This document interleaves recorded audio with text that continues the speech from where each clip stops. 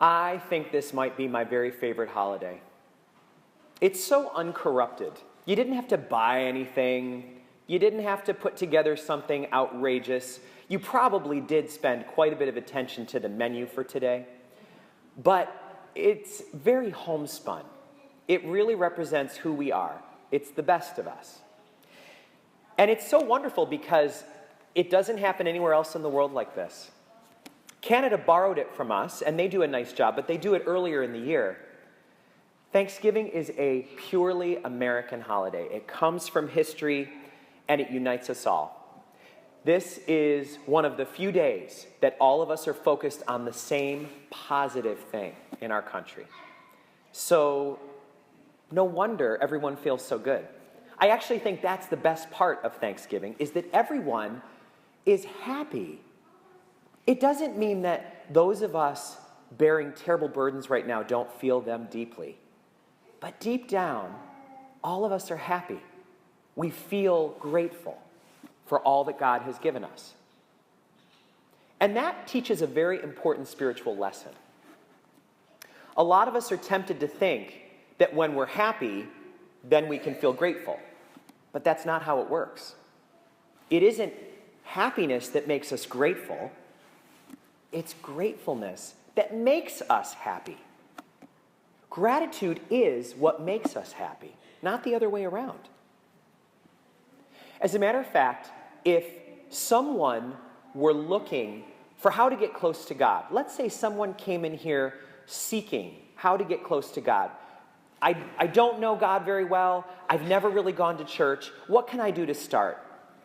I don't think any of us could give better advice than to say, starting today, get a journal and write down 5 things a day that you're grateful for. And if it is a horrible day for you, if this is a painful time, maybe the first one can be that I can write. Maybe the second one could be that I had enough money to buy a blank journal. Start there. Start wherever you need to. I can see the words on the page. When we are looking for things to be grateful for, it's kind of like someone who's at the beach with a metal detector. You know how we step over things on the beach and don't even realize, oh my gosh, there's a diamond ring right there. Someone with a metal detector, they scan the whole beach looking for the treasures. And we need to approach our lives like that. We need to have blessing detectors. We need to scan the beach of our lives looking for the blessings. And when we do that, we are going to be happy.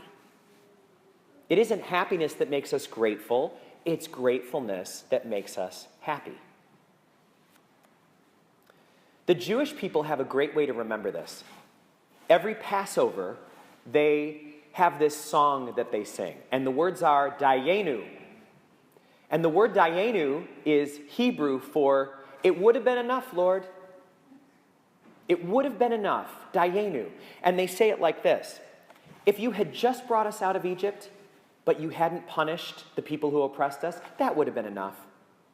But you didn't stop there. If you had led us to the Red Sea, but we got to see the miracle, but we never made it to the other side, it would have been enough. Dayenu, we still would have praised you forever. But you got us to the other side too. If you had just shown us Mount Sinai, but never let Moses go up, never gave us the Torah, it would have been enough. We still would praise you forever. But you kept going. And then you gave us Israel. And then you went on. And then you've kept us alive till this moment. Dayenu, Dayenu, Dayenu. It would have been enough.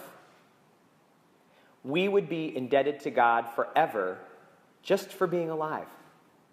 But then you think of the people God put in your life and all the blessings that come with those people and those relationships. And you can't help but feel Dayenu. The other thing that I love about Thanksgiving is the name is so perfect. It couldn't be more perfect because it has 2 words in it, right? 2 English words, thanks and giving. And what I love about that is they're not the same sentiment, but it shows that they are linked. You cannot separate thanks from the act of giving. Those 2 things go together. Being grateful makes you want to do things for others. Being grateful makes you want to share the blessing. And I think we see that all the time in our parish. When I think about the fact that there were, Diane, help me out, 120 bags given out? 125 bags were given out at our food pantry for people's Thanksgiving dinners. 125 people are having Thanksgiving in a beautiful way because of people giving because they're thankful. A few years ago, on the day after Thanksgiving, I was scanning through radio stations and I heard one of those talk radio personalities, one of the loud ones. And of course, they need to be loud and they need to be controversial in order to get listeners. But this one really was off base. Listen to this. He was angry because it was the day after Thanksgiving and he had watched the news the night before and they were showing scenes of people at a soup kitchen.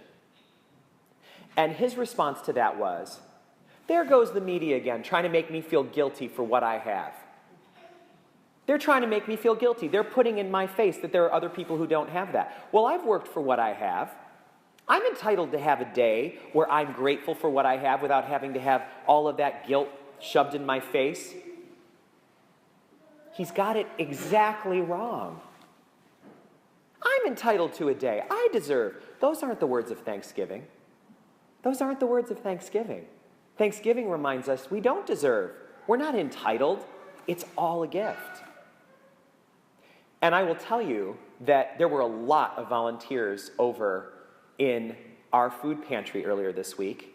And if you got to see them all, you'd realize they were probably the most grateful people in our parish. It's gratitude that brought them there, and they're grateful that they got to do it, which makes them want to give even more. And, you know, we may say, I can't do all that. I don't know how Diane does it. I can't imagine. But we don't have to take on huge projects like that. Maybe that's not what God is calling us to do. Maybe God is calling us just to today, to this moment, to be kind to the person who's next to us. There are people here from Cooksaki today. And maybe if you're a St. Patrick's parishioner, you want to go out of your way to make sure that this first Thanksgiving with them being a little more intimately linked here is a wonderful memory. There's so many ways we can serve. Mother Teresa says that doing acts of love is not the hard part. The hard part is sustaining them. She says, we need to learn how to love without getting tired. When we're new to love, we're good at it for short periods of time, but then we get tired. And she says, we've got to learn how to love without getting tired. But I think that's where Thanksgiving teaches us everything. Because at Thanksgiving, it's our gratefulness that gives us the energy to give. And then our giving makes us more grateful, and then we have more energy to give. It's like the best kind of vicious cycle. It sets up a cycle where we're almost like plants doing photosynthesis. We're making our own energy, just using the opportunities to be grateful. So it is very easy for me this year to feel grateful. I just landed myself, thanks to the bishop and God's providence, in 2 wonderful parishes. People have been so welcoming and wonderful. The liturgies are so alive and vibrant. The music is great. Everyone is wonderful. And as I'm driving around on the roads, so often I'll be driving on River Road and I'll be going over Hannacroy Creek and I'll see the Catskills peeking out over the fields. And it looks like the purple mountain majesties that we sing about. And it makes me feel so grateful. So it's not hard for me to be grateful. And even though some of you are going through some very painful things right now, I know that it's not hard for you to think of blessings too. So let's count them, because we'll be happy if we do. It's not happiness that makes us grateful. It's gratefulness that makes us happy.